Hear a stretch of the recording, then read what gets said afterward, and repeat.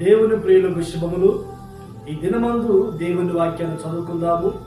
149వ కీర్తన 5వ వాక్యాన్ని మనం చదువుకున్నప్పుడు,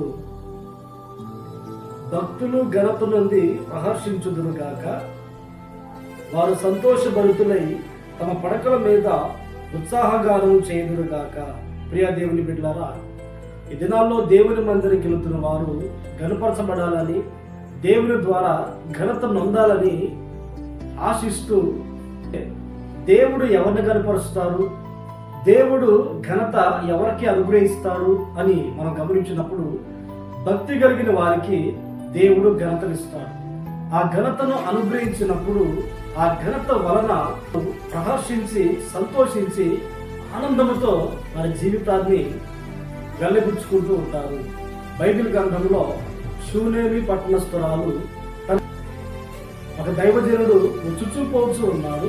ఆ దైవజనుడి గురించి భర్తతో చెప్తూ ఉంది, మన ఇంటికి చుచుపోవచ్చున్న దైవజనుడు భక్తిగల దైవజనుడు. ఆ దైవజనుడు ఎలీషా. భక్తి కలిగిన వారు ఎలా ఉంటారు? వారి నోటి మాట, వారి ప్రవర్తన, వారి క్రియలు దైవికముగా మనకు కనబడుతూ ఉంటాయి. భక్తి కలిగిన వారు దేవుని యొక్క ఆజ్ఞలు అనుసరిస్తారు. భక్తి కలిగిన వారి నోట ఎల్లప్పుడూ దేవుని మాట ఉంటుంది. భక్తి కలిగిన వారు ఎల్లప్పుడూ దేవుణ్ణి స్తుతిస్తూ ఉంటారు.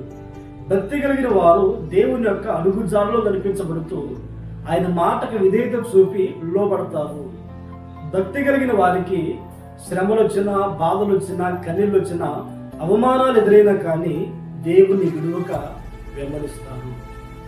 ఇంకా ఎన్నో శ్రేష్టమైన అనుభవాలు భక్తి కలిగిన వారిలో ఉంటాయి. అలాంటి అనుభవం కలిగిన వారిని దేవుడు కనపరుస్తాడు.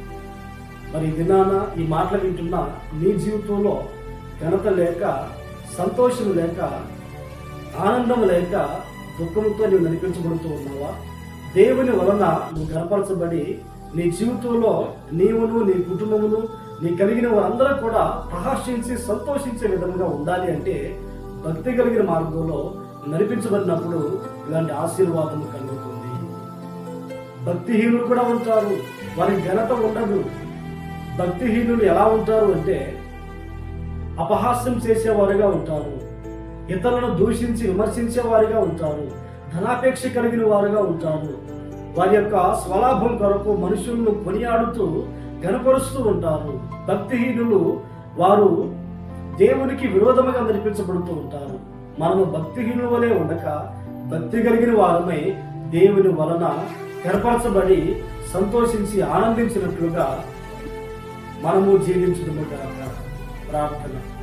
పరిశుద్ధుడా, ప్రేమ స్వరూపి, ఆశ్చర్యకరుడా, నీకు స్తోత్రమైన భక్తి కలిగిన వారిని కనపరిచి వారి జీవితంలో ఆనందాన్ని, సంతోషాన్ని కలిగించే గొప్ప దేవుడైనా, మేము మా బ్రతుకు దినములదిట భక్తిగా జీవించి మీ ద్వారా కనపరచబడుటకు సహాయం అనుగ్రహించండి.